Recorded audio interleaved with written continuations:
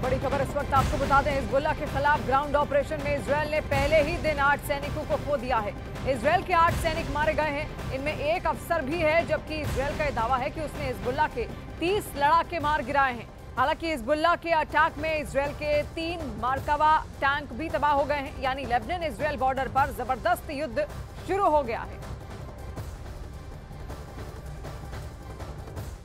Iran और Hezbollah के खिलाफ क्या इजरायल ये युद्ध जीतेगा या फिर हारेगा? इन सवालों ने नेतन्याहू को तब परेशान कर दिया है और इस वक्त इजरायल के 1 लाख सैनिक लेबनान बॉर्डर पर खड़े हैं और पहले ही हमले में हिजबुल्लाह ने बड़ा झटका दे दिया है।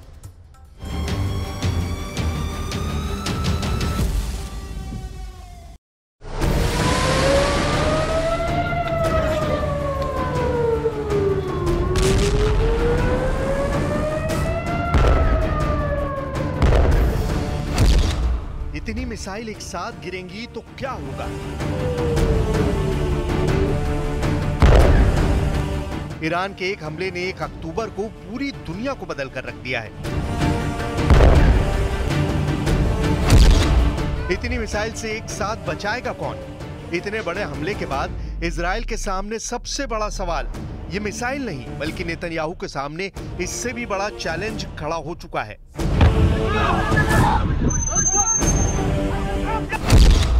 दक्षिण लेबनान में शुरू हुआ इजरायल का ग्राउंड ऑपरेशन शुरू होने के साथ ही फंस चुका है।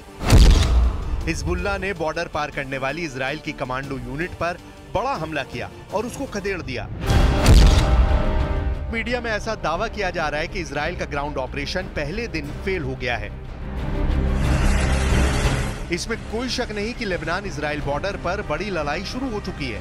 हिजबुल्लाह को जड़ से खत्म करने वाला ऑपरेशन इजरायल ने लॉन्च किया, इसका वीडियो भी भेजा, लेकिन जब ईरान 1 अक्टूबर को इजरायल के मिलिट्री बेस पर मिसाइल दाग रहा था, तब लेबनान इजरायल बॉर्डर पर एक बहुत ही खतरनाक ऑपरेशन जारी था। हिजबुल्लाह का दावा है कि उसने इजरायली कमांडो को ओदेसा और कफार किला के इलाके में बड़ी टक्कर दी है। उसके कई कमांडो मारे गए हैं, कई घायल हुए हैं।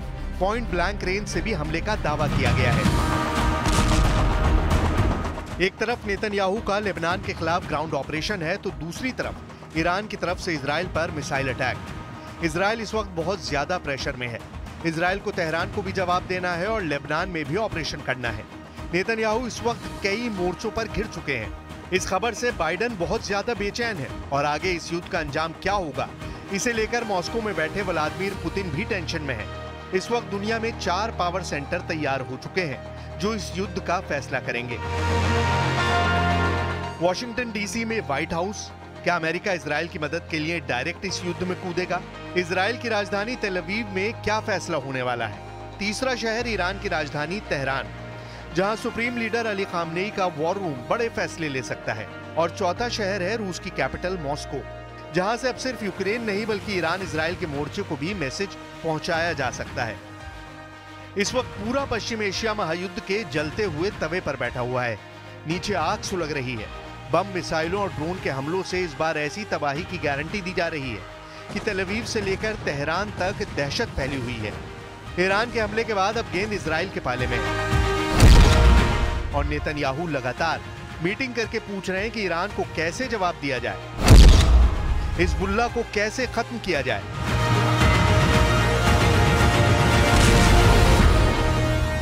Y en el caso de Líbano insistimos en que la invasión terrestre debe detenerse, ya que han llegado informaciones muy preocupantes esta mañana, y España está firmemente comprometida con la aplicación de la resolución 1701 del Consejo de Seguridad de Naciones Unidas. Esta resolución sigue conteniendo a día de hoy todos los elementos necesarios para resolver esta crisis. 2024 में सितंबर का महीना पश्चिम Asia में नई आग लेकर आया, जब Beirut में हिजबुल्लाह चीफ हसन नसरल्लाह को इजरायल ने एयर स्ट्राइक में खत्म कर दिया। इसके बाद 1 अक्टूबर को ही ईरान ने इजरायल पर हमला कर दिया। सवाल है कि क्या इसी महीने अमेरिका और रूस भी इस युद्ध में कूदेंगे और महायुद्ध शुरू हो जाएगा? इस वक्त ईरान और इजरायल 2 कैंपों में बटे हुए हैं। इसे महाशक्तियों की टक्कर कहा जा सकता है। एक तरफ अमेरिका है तो दूसरी तरफ रूस है, और यही दुनिया का सबसे बड़ा खौफ भी है, क्योंकि अमेरिका इजरायल के साथ है और रूस ईरान के साथ। ये चारों ताकत ऐसी हैं कि इनकी टक्कर वर्ल्ड वॉर की वजह बन सकती है। अमेरिका ने इजराइल को गोले बारूद की सप्लाई पिछले कुछ महीनों में तेज की है। बंकर बस्टर से लेकर हर तरह का बम इजराइल को सप्लाई किया गया है। लेकिन 1 अक्टूबर की रात को ईरान के मिसाइल अटैक ने साबित कर दिया कि इजराइल चाहे जिसकी मदद ले, जिससे हथियार ले, कोई भी उसकी ढाल बने, ईरान नसरल्ला से लेकर हानिया सबका बदला अकेले अपने दम पर ले सकता है। अब सब कुछ नेतन्याहू के वॉर रूम पर निर्भर करता है। वो क्या फैसले लेंगे?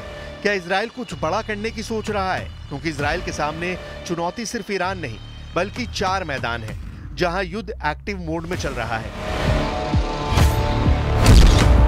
पहला फ्रंट गजा है जहां इजराइल हमास से लड़ रहा है। दूसरा फ्रंट लेबनान है जहां इजराइल हिजबुल्लाह से लड़ रहा है। तीसरा फ्रंट यमन है जहां इजराइल हूती के अड्डों पर बमबारी कर चुका है। अब चौथा फ्रंट इराक बन सकता है क्योंकि इराक में ईरान के समर्थन वाला मिलिशिया गुट हशद अल शाबी भी एक्टिव हो गया है।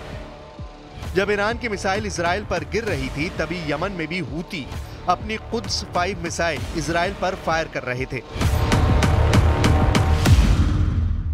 इन्नल क़ुव्वातिल मुसल्लहतल यमनिया तुबारिकु अमलियतल वअद अस्सादिक़िल ईरानिय्यत अत्थानिया ज़िद्दल अदुव्विल इस्राईली व तुअक्किदु इस्तिअदादहा लिलमुशारकति फ़ी अय्यि अमलियातिन अस्करिय्यतिन मुश्तरका ज़िद्दल अदुव्विल इस्राईली इंतिसारन लिश्शअबैन अलफ़लस्तीनी वल्लुबनानी व रद्दन अला अय्यि उद्वान इस्राईली यतालु जबहातिल इस्नाद। मोर्चे बढ़ने से इजराइल के ग्राउंड ऑपरेशन की कामयाबी पर सवाल उठने लगे हैं। 1 अक्टूबर की रात ईरान के मिसाइल अटैक ने इजराइल के ग्राउंड ऑपरेशन को मुश्किल में डाल दिया है। अमेरिका को भी खतरा है कि इजराइल का हाल फिर वर्ष 2000 और 2006 जैसा ना हो। अमेरिका पहले भी कह चुका है कि वो नहीं चाहता कि गजा के अलावा इजराइल किसी दूसरे फ्रंट पर लड़ने के लिए मजबूर हो जाए।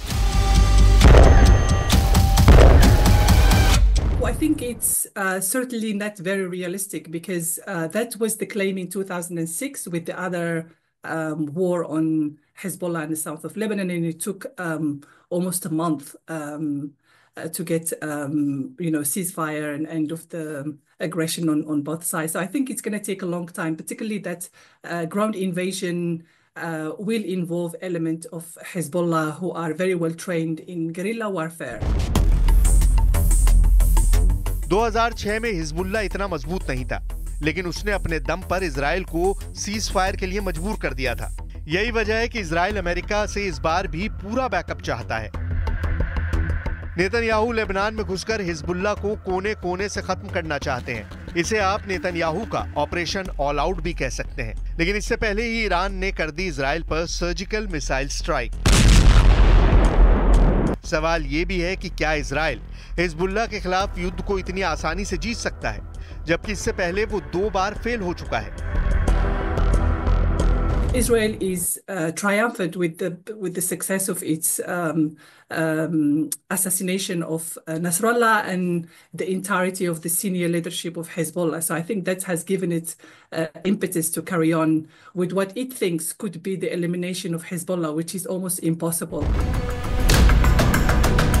ईरान के मिसाइल अटैक के बाद अब इजराइल की मदद के लिए अमेरिका काफी दबाव में है।